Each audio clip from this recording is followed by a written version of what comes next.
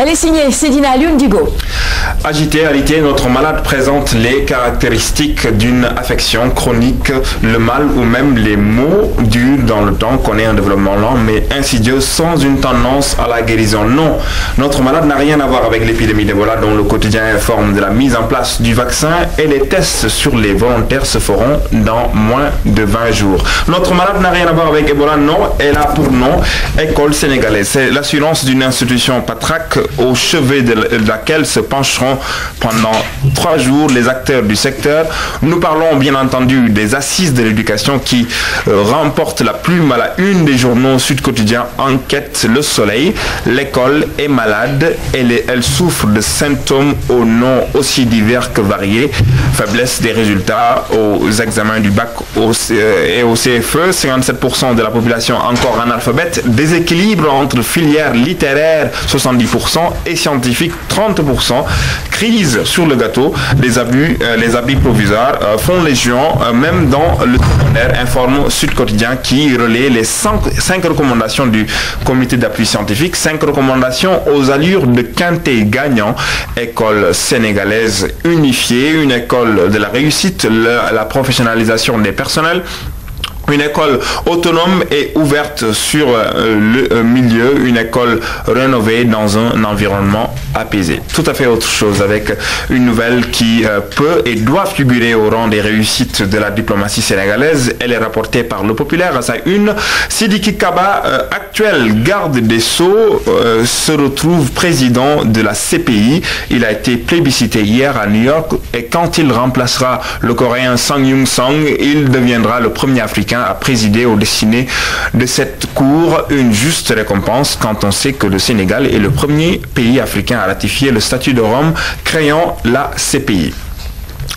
Alors, Sewell, quant à lui, se fend d'un article après exploitation d'une saisine du procureur de la République du tribunal de grande instance de Dakar, une saisine qui date du 23 février 2012, et il ressort que la fortune d'Idrissa Seck serait le fruit d'une collecte effectuée par une organisation criminelle qui aurait utilisé un remède contre le sida, un remède qui, on le rappelle, a été découvert au Sénégal, qui semble pouvoir guérir en tout cas le sida.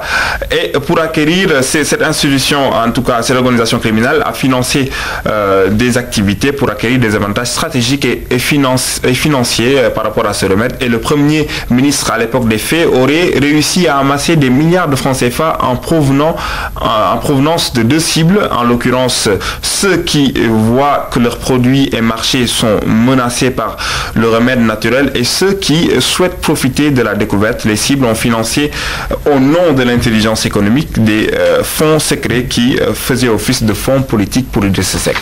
Alors tout à fait autre chose avec la Libération qui informe en tout cas d'une actualité avec Sindiély Wade, la fille de l'ancien président Wade, qui aurait transigé en remettant 400 millions à la justice qui semble être détournés du FESMAN.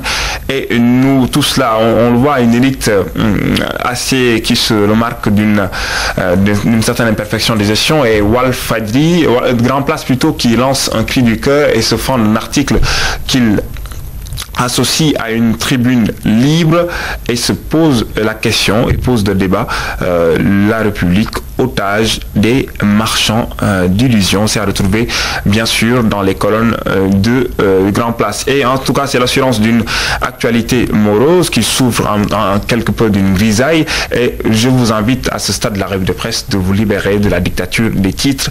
Plongez dans les articles, plongez dans les colonnes des journaux, vous allez y retrouver des articles très intéressants et qui dénotent d'un Sénégal riche, surtout en culture, avec notre ami et confrère Mamadou Ndiaye, monteur à la RTS, qui se signale avec le festival Clap Ivoire qui aura lieu en Côte d'Ivoire. Il va présenter sa fiction, son court-métrage maintenant virtuellement familial, un film qui en tout cas qui est sur les NTIC, Mamadou Ndiaye informe, avertit que son film ne fait pas le procès des NTIC. Il pose un constat.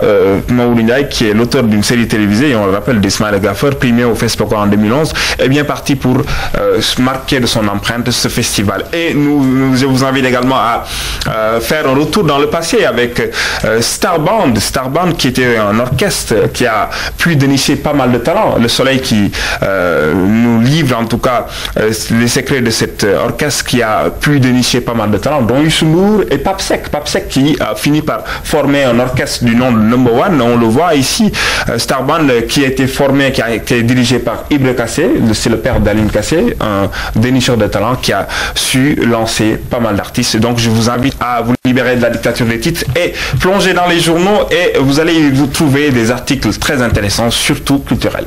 Merci beaucoup, Seydina Alioune Digo. Très impressionnant, hein, comment tu fais pour la